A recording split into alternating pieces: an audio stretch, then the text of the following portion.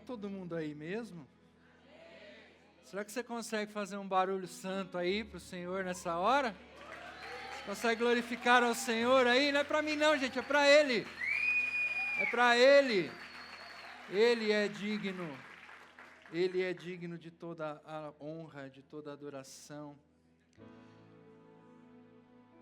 Sabe, irmãos, nessa manhã eu levantei com um profundo sentimento de gratidão ao Senhor, por tudo aquilo que Ele é, em primeiro lugar, e por tudo aquilo que Ele tem feito no nosso meio.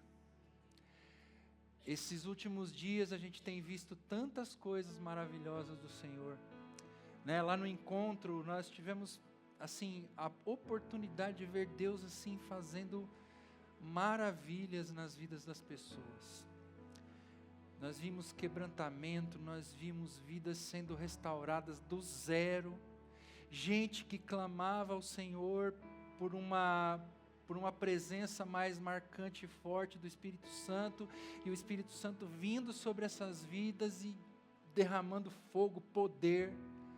Então, irmãos, eu quero dizer que eu estou muito agradecido, meu coração é muito grato ao Senhor nessa manhã, pela vida que Ele tem nos dado e por tudo aquilo que nós estamos vivendo.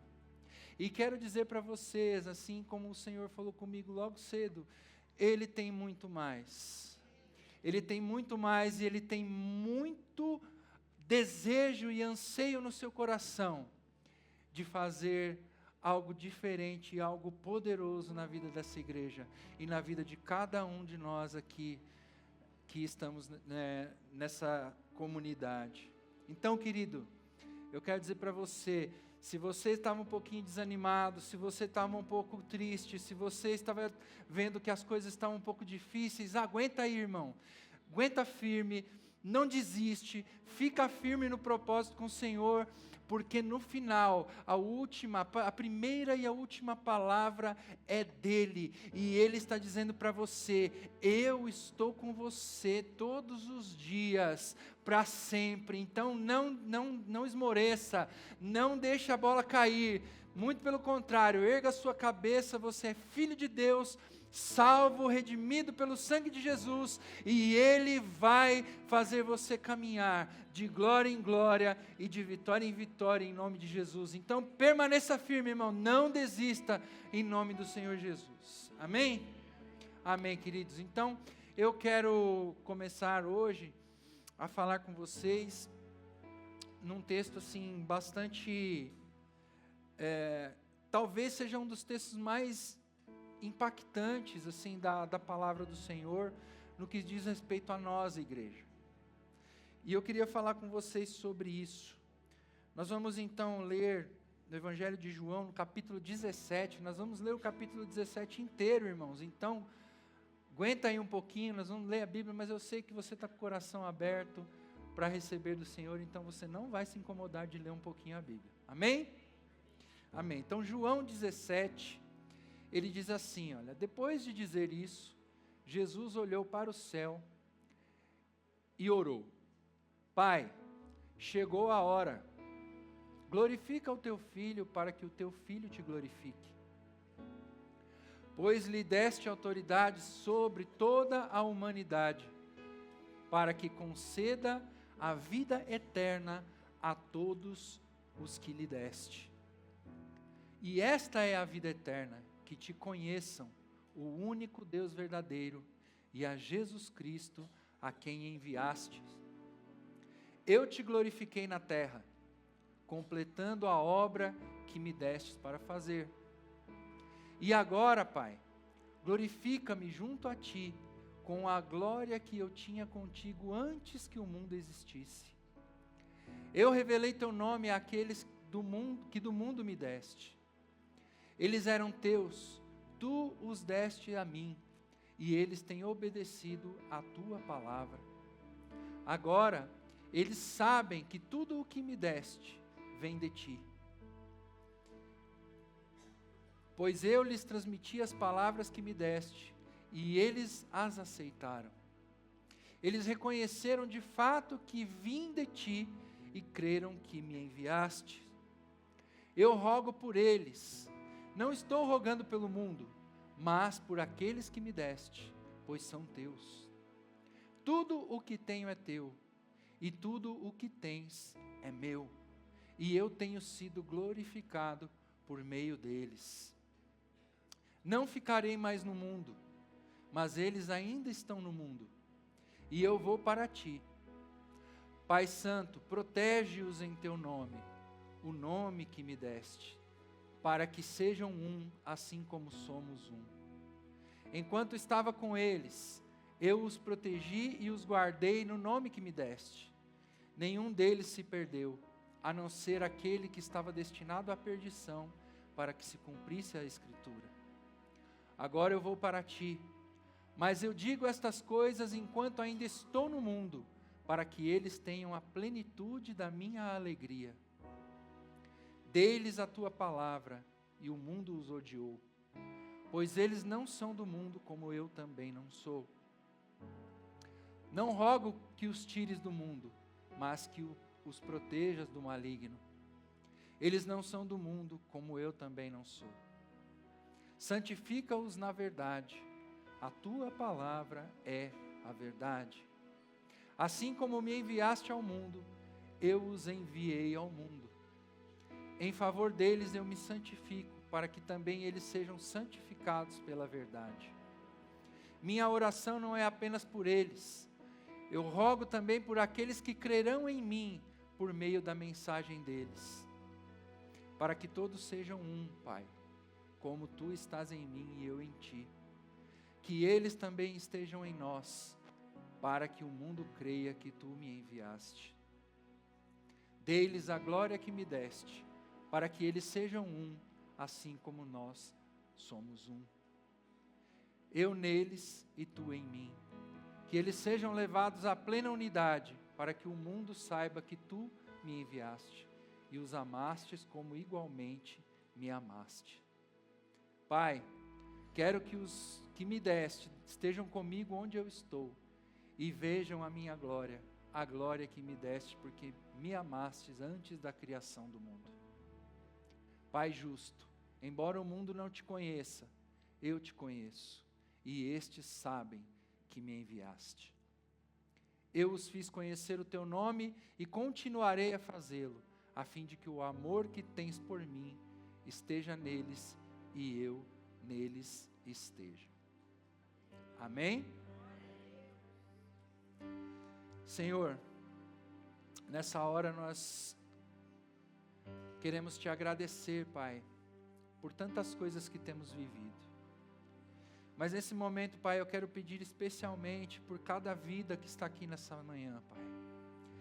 Que o Senhor agora, através da sua palavra, que o Senhor entre nos corações, Pai, nas mentes dos meus irmãos. E que o Senhor realize mudanças e transformações profundas, para que eles, Senhor, tenham o entendimento de que o Senhor é um com eles e eles são um com o Senhor. Em nome de Jesus, fala, Senhor, pelo teu Espírito nessa manhã, a cada um de nós e à igreja que está aqui no Parque Cruzeiro do Sul. Em nome de Jesus, Pai. Amém. Amém, irmãos? Então, irmãos, nós temos aí o texto de João 17. Ele está mostrando a última oração do Senhor Jesus. A última oração que ele faz em favor das pessoas. Nós conhecemos essa oração como a oração sacerdotal de Cristo. Cristo aqui, quando ele faz essa oração, ele está vivendo ali os seus últimos momentos. Ele já havia passado por todo o tormento e a dor lá no jardim do Getsêmani. Ele já havia saído, ou melhor dizendo, ele estava prestes a passar por isso. Ele havia saído com os seus discípulos para um lugar retirado, um lugar isolado, onde eles estavam reunidos para participar da última ceia que ele faria com os seus discípulos. E ele ali naquela ceia, ele dá instruções, ele fala de algumas coisas, ele revela a traição pela qual ele iria passar. E depois de tendo feito todas essas coisas, ter cantado hinos e ter falado com seus discípulos, e assim que o traidor saiu do meio deles e foi fazer aquilo pelo qual ele tinha sido separado para fazer, Jesus então ele faz essa oração. E essa oração é a oração de alguém que estava prestes a tomar posição para levar a salvação, levar o resgate eterno das mãos do inferno e das mãos do diabo, que tinham até então, né, as chaves da vida das pessoas, porque até então a salvação ela ainda não tinha sido concretizada. E aí Jesus então ele faz uma oração assumindo o posto e o local de sacerdote. O sacerdote no Antigo Testamento, ele uma vez por ano, ele entrava lá no templo, e ele entrava na presença do Senhor, no Santo dos Santos, que era o lugar mais santo que tinha, e o sacerdote era o único que podia entrar ali para fazer o quê? A expiação pelos pecados do povo. E ele tinha que ter toda uma preparação para fazer isso, por quê? Porque ele ia entrar na presença do Deus Santo, do Deus Todo-Poderoso. Se ele não estivesse com a vida dele dentro dos parâmetros, né, dentro das regras, o que acontecia? Automaticamente aquele homem seria fulminado, morreria na hora. E Jesus aqui, ele toma o lugar, ele assume o posto de sacerdote, e quando ele faz essa oração, ele está se colocando no lugar de sacerdote, onde ele vai agora levar diante de Deus a expiação pelo povo, pelas pessoas, pela humanidade. Só que agora não é mais um cordeiro que vai ser imolado, não é mais um animalzinho que vai ser pego lá e sacrificado diante do altar do Senhor, para que o pecado das pessoas fosse perdoado. Não, agora Jesus, como o sumo sacerdote, ele assume o lugar do cordeiro, ele toma esse lugar e ele se oferece como sacrifício vivo diante do Senhor. Sem pecado, puro. O Deus Todo-Poderoso que se fez carne, habitou entre nós, cheio de verdade, cheio de glória. Ele toma o lugar de servo e ele entra agora na presença do seu Pai e começa a fazer essa oração. E isso revela para nós, irmãos, o coração de Jesus. Um coração de sacrifício, um coração que se doa. João 17, ele é um dos capítulos mais profundos das Escrituras. São as últimas horas da vida do Senhor nessa terra. Essa oração ela é chamada de oração sacerdotal porque Jesus age como um sumo sacerdote, como eu acabei de falar, colocando-se entre Deus e os homens para interceder por eles, por aqueles que o Pai lhe deu. E assim como o sumo sacerdote no Antigo Testamento, ele fazia essa ponte entre Deus e os homens, Cristo apresenta diante do Pai os seus discípulos e todos aqueles que haveriam de crer nele. E irmãos, isso é tão poderoso,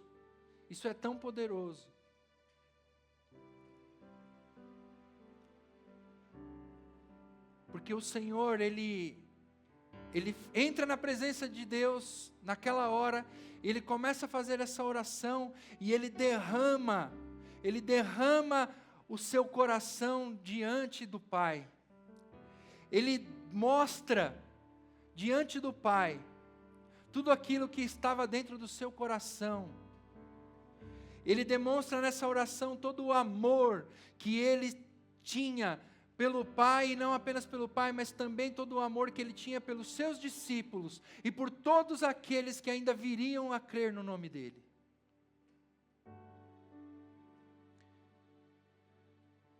A oração sacerdotal de Cristo, ela pode ser dividida em 3 partes. Jesus, ele ora por si mesmo. O que nós lemos de João 17, do versículo 1 até o 5. Jesus, ele ora pelos seus discípulos. João 17, de 6 a 19. E depois Jesus ora pela igreja de todos os tempos, que está lá em João 17, de 20 a 26. Então Jesus, ele entra na presença do Pai, e ele começa então orando e falando de si mesmo, orando por si mesmo. Porque Jesus, ele já sabia por tudo aquilo que ele ia precisar passar dentro de poucas horas. E aquilo era algo que de fato angustiava a alma e o coração de Cristo. Tanto que a ponto de, algumas horas mais tarde, ele lá no jardim do Getsemane, quando ele começa a se colocar diante do Pai, ele começa a sentir a pressão e o peso do pecado de toda a humanidade. A angústia era tão grande no coração de Jesus, a ponto de ele sofrer um fenômeno que a medicina chama de hematidrose. A angústia na alma de Jesus era tão grande que os vasos sanguíneos dele começaram a se romper em pequenos surtos de sangue. E esse sangue começava a entrar nos canais de suor, e eles começaram a sair através da pele de Jesus, a ponto dele suar sangue, e o sangue começar a pingar no chão do jardim do Getsemane. De tamanha era a pressão do meu pecado e do seu pecado. E ele naquele momento ele fala assim: Pai, se for possível, passa de mim esse cálice. Em outras palavras, Jesus está falando assim: Deus, se for possível, se der, não me faz passar por isso não, porque está doendo demais já a pressão já está muito grande, o meu coração parece que vai explodir de tanta pressão. Mas, contudo, que a sua vontade seja feita, e não a minha. Jesus então, na oração sacerdotal, ele sabia que ele ia passar por esse processo, por todas essas coisas. E ele então, ele ora por si mesmo. Ele fala para o Senhor começar a glorificá-lo. Ele diz: Pai, é chegada a hora. Irmãos, até aquele momento, várias vezes Jesus tinha dito que a sua hora ainda não tinha chegado. Várias circunstâncias durante o Evangelho, você vai ver Jesus falando isso. Olha, a minha hora ainda não chegou. Olha, não chegou a minha hora. No primeiro milagre lá de Jesus, a mãe dele chega numa situação lá no casamento de Caná da Galileia. Jesus dá uma resposta até um pouco dura para ela. Fala assim: mulher, o que tenho eu contigo? Ainda não chegou a minha hora. Jesus, durante muitas vezes, ele fala isso. Mas agora, na oração sacerdotal, a sua última oração, ele fala: agora chegou a hora, Pai. E que hora é essa? A hora da cruz. Para o mundo, irmãos, para o mundo que está aí fora, e para as pessoas naquela época, a cruz parecia uma derrota. Mas para Deus, era o momento máximo da glorificação do Filho. Jesus demonstra que o propósito principal da sua vida nunca foi evitar o sofrimento. Jesus nunca fugiu dessa responsabilidade, muito pelo contrário, ele mesmo dizia: ninguém pode tirar a minha vida, eu mesmo voluntariamente a dou. Então ele nunca fugiu dessa responsabilidade, ele nunca quis fugir da cruz, porque a cruz era o seu destino, a cruz era o motivo pelo qual ele abriu mão da sua glória, como filho, como Deus Todo-Poderoso, e aceitou se rebaixar a um nível do ser humano, porque esse sempre foi o seu destino. a glorificação através da cruz. Por quê? Porque a cruz era a vontade do seu Pai. Veja que ele não pede livramento. Veja que Jesus ele não pede para que aquilo não aconteça. Ele fala assim: Pai, se possível. Ele não ora assim: Pai, me tira dessa, me livra disso, eu não quero mais saber. Não, ele, se possível, Senhor, me livra, me passa de mim esse cálice. Mas em seguida ele já, por entender que o seu destino era a cruz, ele fala: mas não seja feita a minha vontade, não, a sua seja feita.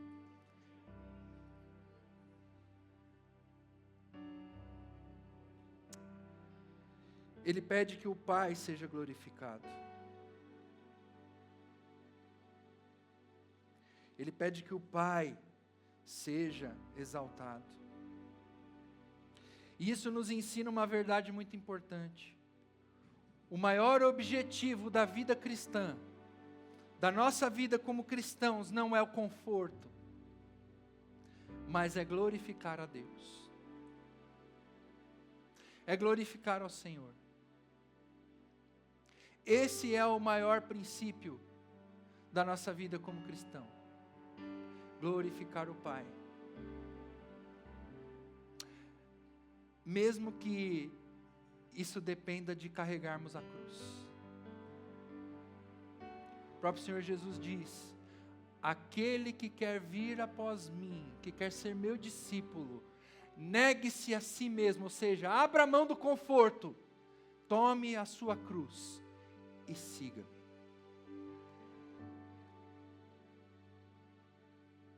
Jesus ele também define o que é a vida eterna. E a vida eterna é esta: que te conheçam a ti, o único Deus verdadeiro.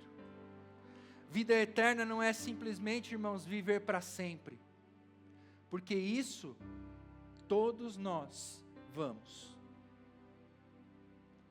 A diferença é como. Ou você vive para sempre nos braços do Pai, salvo, redimido, lavado pelo sangue de Jesus, porque você reconheceu o sacrifício dele na cruz e o aceitou como Senhor e Salvador da sua vida, e vive eternamente com ele uma vida abundante. Ou você nega o sacrifício de Cristo na cruz através de uma vida longe de Deus, longe de Jesus, longe da sua palavra, e vive eternamente na perdição, no inferno. Não existem mais outros caminhos, irmãos. Saiba disso. Só existem dois caminhos. Ou você vive com Deus, na presença dEle, ou você está destinado à perdição para sempre, longe da presença dEle.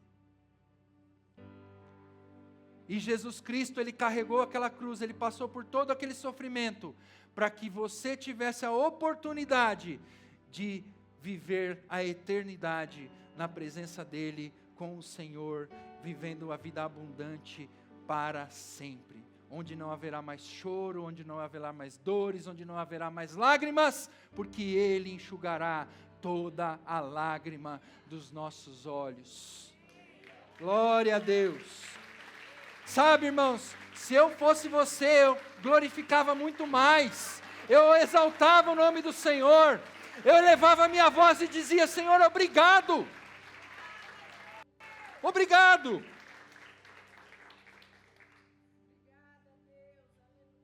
A vida eterna não é só viver para sempre, mas é conhecer a Deus de forma pessoal. E aqui eu lembro de um dos lemas do encontro. E vi Deus face a face, e Ele mudou a minha vida. É um relacionamento pessoal com Deus. Não apenas saber que eu vou viver para sempre, mas eu, sabendo disso, ter um relacionamento pessoal com o meu Pai que está no céu, que é o mesmo relacionamento que Jesus tinha com Ele e que teve com os seus discípulos e que continua tendo com a igreja através dos séculos, esse relacionamento de pai e filho, onde a gente se abre, onde a gente rasga o coração, onde a gente fala tudo para o Senhor e o Senhor nos abraça e diz: filho, estou aqui, você pode contar comigo, eu me derramei naquela cruz por você, e eu vou caminhar com você agora, para sempre, porque eu tenho grandes coisas para a sua vida, até o dia em que nós estaremos juntos, reunidos, para todos sempre. Uma pessoa pode até frequentar uma igreja, irmãos, durante muitos anos, e ainda assim não conhecer verdadeiramente o Senhor. Você pode participar dessa comunidade aqui durante anos, décadas às vezes, e mesmo assim ainda não conhecer o Senhor, porque pode estar vivendo um relacionamento superficial, porque você olha para Deus e acha que Ele está tão distante, acha muitas vezes que você é indigno, acha muitas vezes que você não merece estar na presença dEle. Mas Jesus Cristo está aqui nessa manhã, pelo Espírito Santo, dizendo para você: você é digno sim. Você é digno sim, sabe por quê?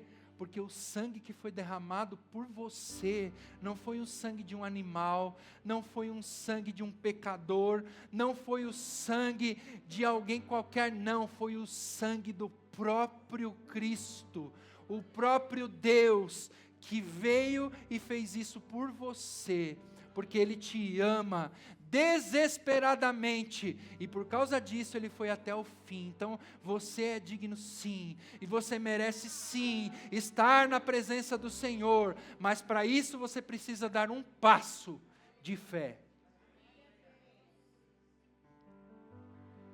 Ele foi em direção ao Calvário, passo por passo. E você precisa também dar alguns passos em direção a Ele.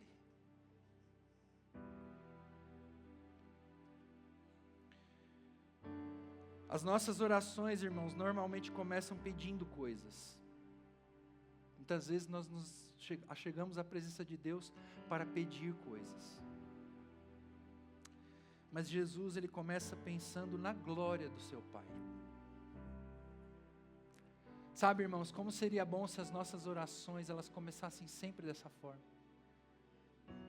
Glorificando o Pai, glorificando o Filho, glorificando o Espírito Santo.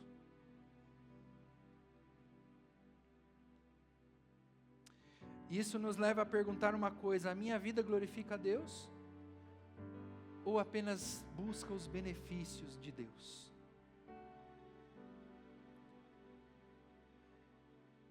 E eu quero dizer uma coisa, querido, se você chegou à conclusão nesse momento de que a sua vida busca apenas os benefícios de Deus, então eu quero oferecer um benefício de Deus para você, já que é assim.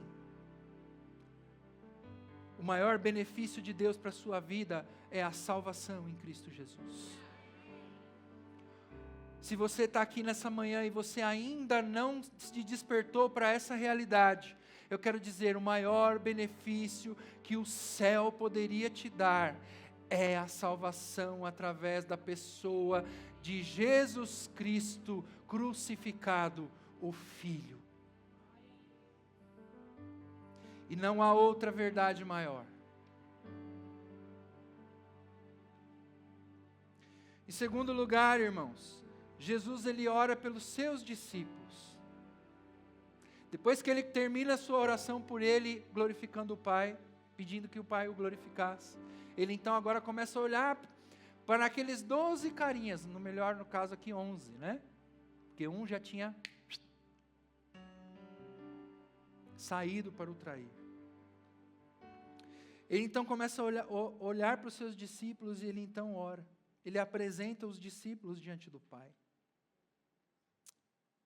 Porque Ele estava indo para o Pai, mas os seus discípulos permaneceriam no mundo, eles ficariam aqui. Jesus, ele conhece as dificuldades que aqueles homens iriam enfrentar. Eles passaram 3 anos juntamente com ele, caminhando com ele, vendo milagres, vendo vidas sendo restauradas, vendo tantas maravilhas.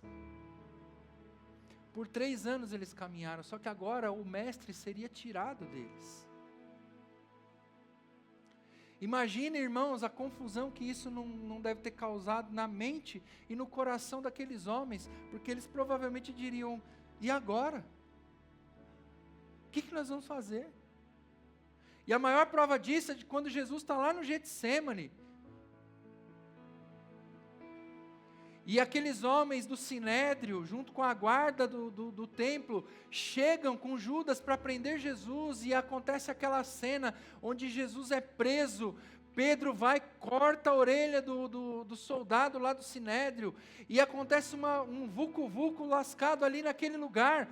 A palavra de Deus no Evangelho diz que todo mundo some, vai cada um para um lado, correndo, fugindo.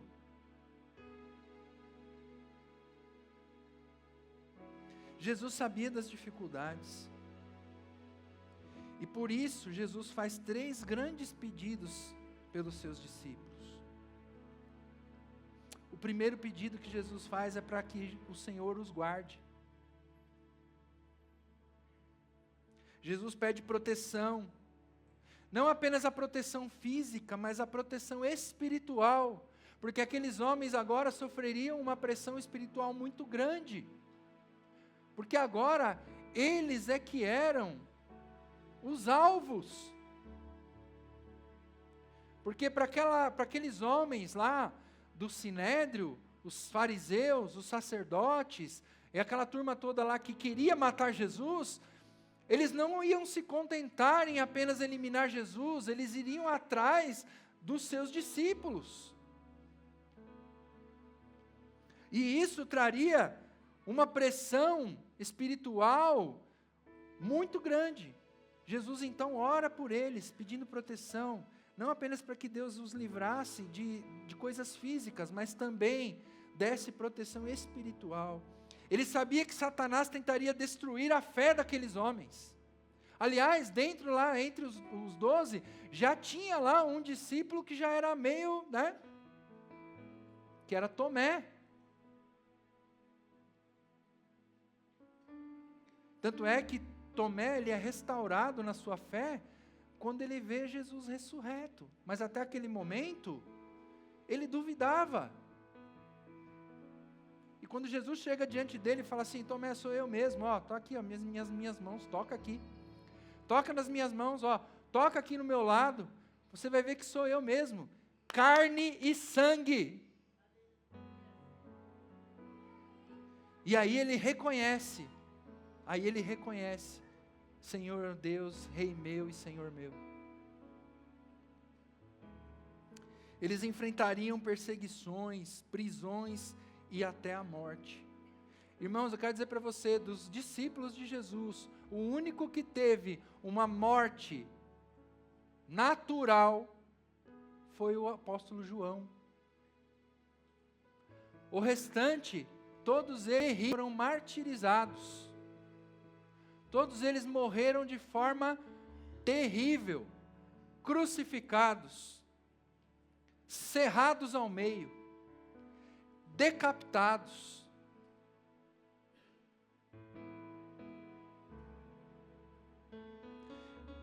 Jesus sabia de tudo isso que eles iam passar, por isso ele ora por eles. E mesmo assim Jesus ele pede: Pai Santo, guarda-os. E isso lembra a nós que a nossa segurança não está na nossa força. A segurança não está em quem nós somos e naquilo que fazemos, mas a nossa segurança está em Cristo Jesus, em um relacionamento íntimo com Ele. Porque quando eu me relaciono intimamente com o Senhor, eu tenho a percepção exata e clara de que a minha vida está guardada, de que a minha vida está protegida, de que a minha vida está nas mãos dEle, porque Ele mesmo prometeu lá em Mateus, no seu último versículo, Ele diz assim, ó, e eis que estou convosco todos os dias, até a consumação dos séculos, ou seja, até o fim. Nós estamos nas mãos do Pai. Nós estamos nas mãos do Todo-Poderoso. Quantas vezes Deus já nos guardou sem nós percebermos? Quantas vezes nós passamos por batalhas espirituais invisíveis que acontecem diariamente? E mesmo assim, o Senhor, Ele nos guarda, nos livra, faz com que nós sejamos protegidos, blindados contra todas as ciladas e artimanhas do inimigo.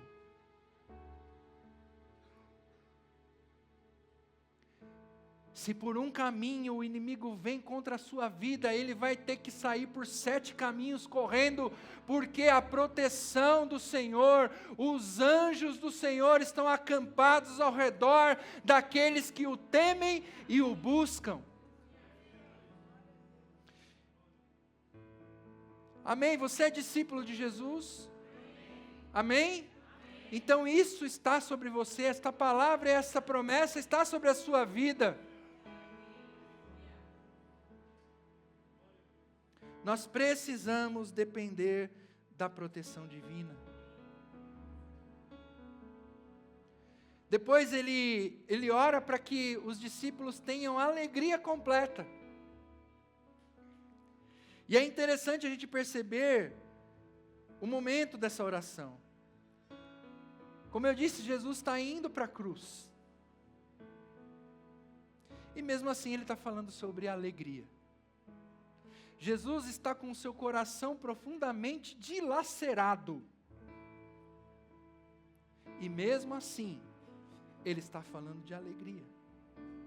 Por quê? Porque a alegria cristã, ela não depende daquilo que está acontecendo comigo e com você. A alegria cristã, ela não depende dos fatores ao nosso redor, mas a alegria cristã, ela depende de uma vida cheia do Espírito de Deus, ela depende de uma vida cheia da palavra de Deus, cheia da presença do próprio Senhor, e é nessa presença que nós nos alegramos, é nessa presença que nós declaramos para o diabo, você perdeu mais um, você não tem mais a escritura que me aprisionava, agora eu sou livre, liberto pelo sangue de Jesus, que foi derramado no Calvário, e hoje eu sou livre, e você nunca mais vai ter domínio sobre a minha vida. É isso, irmãos. A nossa alegria, ela não depende disso. E a cruz, ela não deve ser um motivo de tristeza.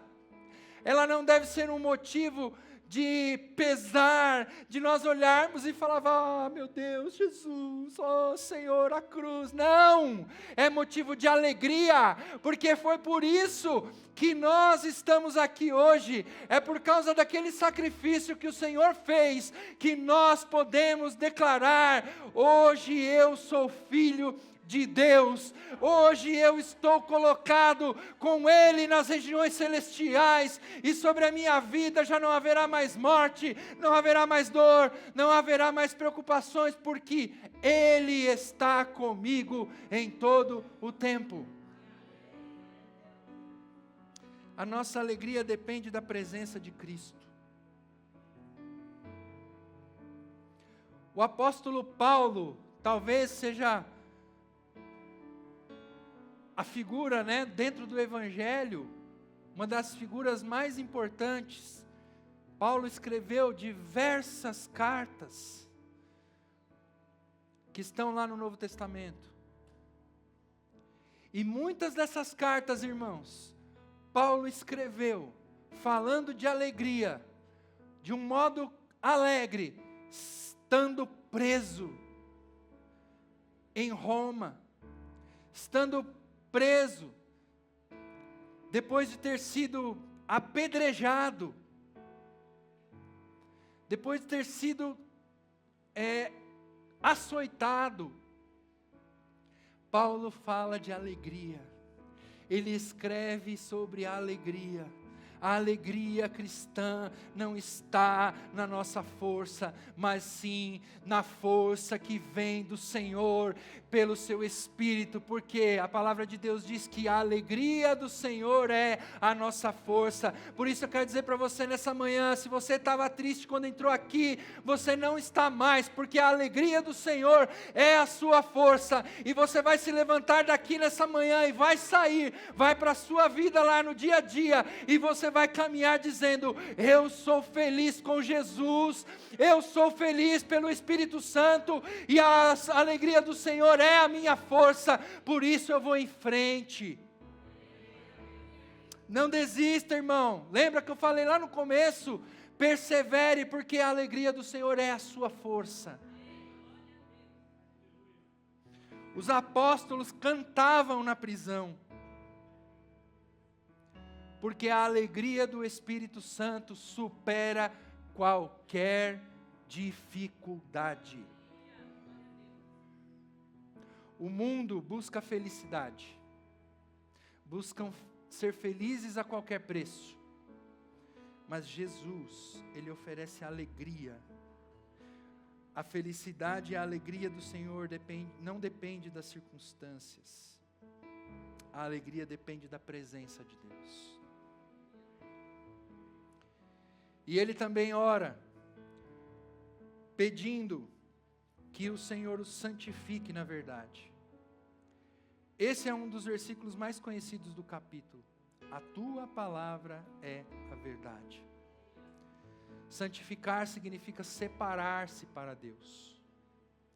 A santificação, ela acontece quando nós permitimos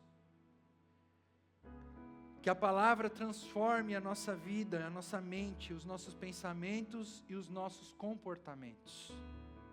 Quando eu tenho uma vida dirigida pelo Senhor, pelo Espírito, e eu entendo que a sua palavra é a verdade, essa palavra, ela começa a promover na minha vida mudança de mente, coração e de comportamento. Eu já passo a não agir mais como eu agia, eu passo a não falar mais como eu falava, eu passo a não caminhar mais por caminhos tortuosos como eu caminhava, porque agora eu sei que eu fui separado pelo Senhor para viver uma vida de santidade. Hoje em dia existem muitas opiniões, as pessoas têm opinião formada sobre tudo, já dizia uma música aí, né? Só que só há uma verdade. As opiniões são diversas, são infinitas, mas uma única verdade, a palavra. Ela permanece sendo a verdade absoluta. Uma igreja que fica distante da palavra, distante da Bíblia, perde a sua identidade. Um cristão diante da palavra, distante da palavra, enfraquece espiritualmente. E aí você fica sujeito a todo o tipo de ataque do mal, do maligno, e até ataques de você mesmo. Quando você é sugestionado pelas circunstâncias. A palavra é a única verdade. E por fim, irmãos, aguenta um pouquinho aí. Amém? Jesus ora por todos os que haveriam de crer nele. E aqui, irmãos, acontece algo muito emocionante. Jesus, ele deixa de falar apenas dos discípulos e ele olha para o futuro. Ele olha para nós. Ele nos vê em 2026. Cada rosto, cada olhar, cada coração, Ele nos vê. E Ele fala, vai valer a pena. Vai valer a pena. Porque Ele olha e vê cada um de nós aqui, reunidos, libertos, livres das amarras do pecado e da morte. Ele nos vê aqui, reunidos como igreja gloriosa de Deus. E Ele anseia pelo dia em que vai nos encontrar novamente.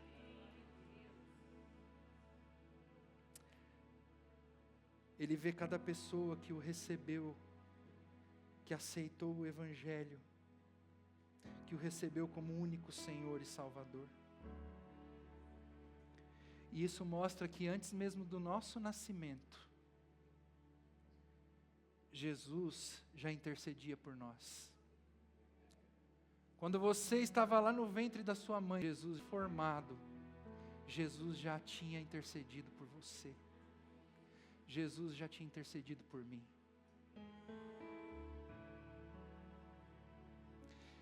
E Ele faz um grande pedido, um pedido de unidade. Ele diz, para que todos sejam um. Essa unidade não significa que todos terão as mesmas opiniões. Também não significa a ausência de diferenças. Significa possuir o mesmo Senhor, a mesma fé e o mesmo Espírito. Quando a igreja vive em amor, o mundo percebe que Cristo realmente foi enviado por Deus. Quando você vive uma vida de amor, em comunidade, como igreja, o mundo lá fora, ele entende que de fato e de verdade, Jesus Cristo foi enviado por Deus. A divisão, ela enfraquece o testemunho, mas a unidade fortalece a missão da igreja. Pai, quero que onde eu estiver, estejam também comigo. Esse talvez seja o trecho mais emocionante da oração, porque mostra o desejo do coração de Jesus de estar junto conosco para sempre. Ele deseja a nossa companhia. Ele não queria apenas nos salvar, mas Ele queria estar conosco. O céu, ele vai ser maravilhoso não apenas por causa das ruas de ouro e pelas mansões celestiais. Ele será maravilhoso porque nós veremos Jesus face a face. Porque nós poderemos olhar para Jesus e dizer, Senhor, muito obrigado. Obrigado pela sua presença. Obrigado porque o Senhor se compadeceu de mim. E o maior presente do céu, Ângelo, vai ser a presença de Cristo. O maior presente do céu será a presença de Cristo, glorificado, o Rei dos Reis, aquele que os seus cabelos são brancos como a neve, os seus olhos brilham como fogo, a sua voz soa como de muitas águas, da sua boca sai uma espada afiada, que é a palavra de Deus. Os seus pés são brilhantes como o latão polido. E na sua coxa está escrito Rei dos Reis e Senhor dos Senhores.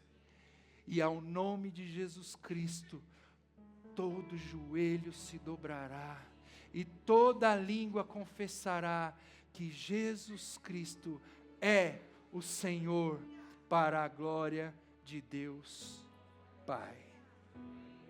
Fique de pé, queridos.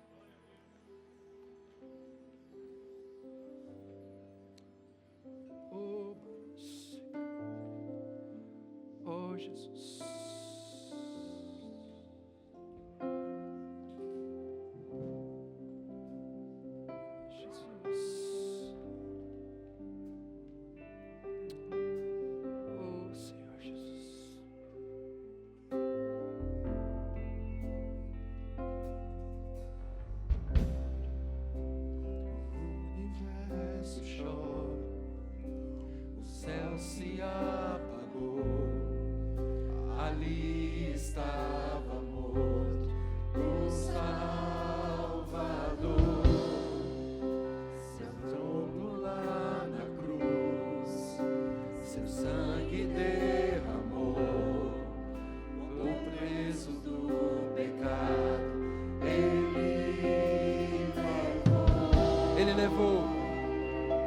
levou sobre si as nossas dores. Ele levou sobre si o castigo que hoje nos traz a paz.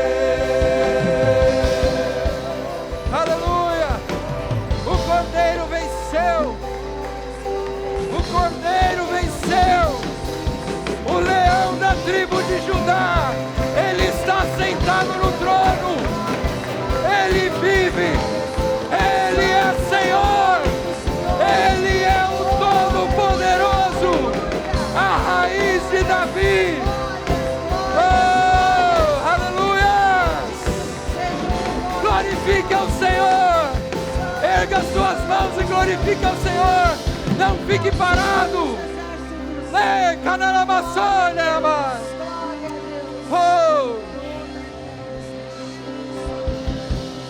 Paz.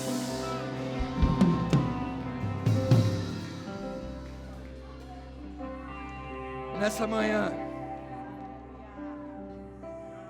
eu tenho uma pergunta a fazer. Se há alguém aqui no nosso meio que entendeu o propósito da cruz, a missão de Jesus Cristo, e o senhorio dele, e deseja recebê-lo como seu único Senhor e Salvador, Ele te chama. Ele te chama. Ele venceu por você. Se houver alguém aqui que ainda não deu este passo de receber a Jesus Cristo como seu Senhor, eu não estou falando de religião, eu não estou falando de uma igreja, eu estou falando de Jesus Cristo. Se há alguém no nosso meio que deseja receber ao Senhor Jesus, faça apenas um movimento com a sua mão. Não se preocupe com quem está do seu lado, não se preocupe com quem está à frente e atrás. Faça apenas um aceno, porque nós queremos orar pela sua vida, queremos orar por você. O Senhor te chama, o Senhor te chama, o Senhor te está dizendo: vem, tudo o que você precisava eu já fiz, eu já carreguei a cruz, eu já derramei meu sangue, eu já realizei toda a obra, para que você seja livre. Se você deseja, faça apenas um aceno com a sua mão. Não é por força, não é por violência, mas é pelo Espírito Santo do Senhor. Em nome de Jesus. Há alguém? Levante a mão bem alto para eu ver. Amém? Ah? Amém, Jesus. Aleluia. Aleluia.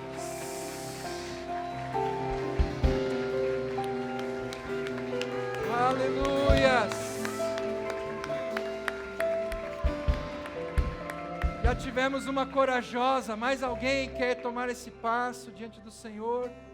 A palavra de Deus diz que quando um pecador se arrepende, há uma festa nos céus. Há uma festa, e nesse momento os céus estão em júbilo. Nesse momento os céus estão em festa, porque uma pecadora se arrependeu e entendeu a missão da cruz. Eu não vou me estender mais. Mais alguém quer? Amém. Ali ó, um jovem. Glória a Deus.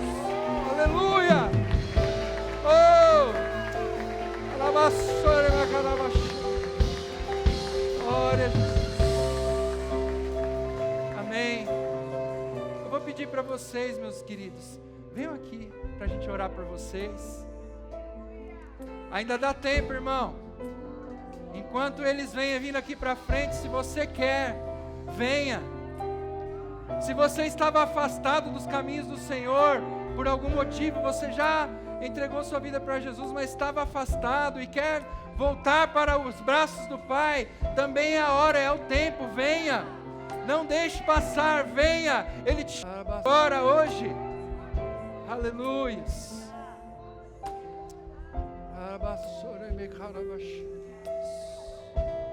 Amém, Jesus.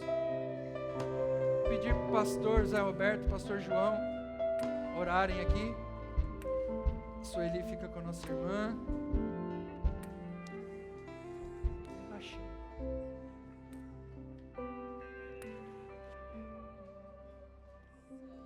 Oi, Jesus.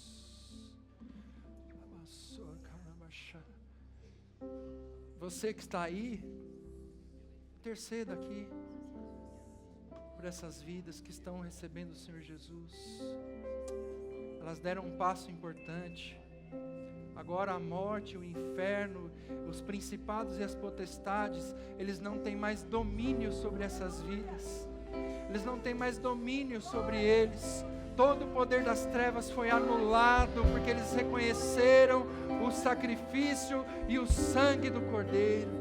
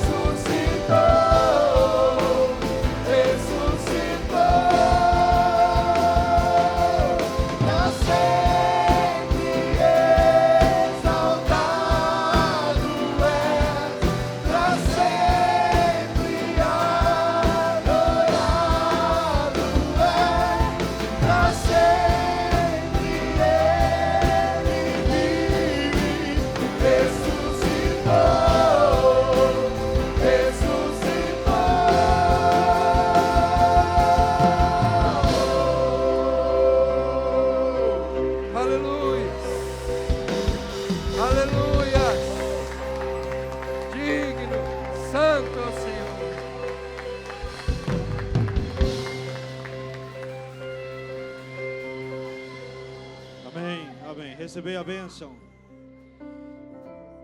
e a graça e a paz do nosso Senhor e Salvador Jesus Cristo, Filho de Deus, o amor e a misericórdia de Deus o Pai, as consolações, o poder, o renovar do Santo Espírito de Deus estejam sobre todos vós e sobre todos aqueles que amam sinceramente ao nosso Senhor Jesus Cristo, desde agora e até que Ele volte. Amém. Amém. Amém, irmãos, uma boa semana.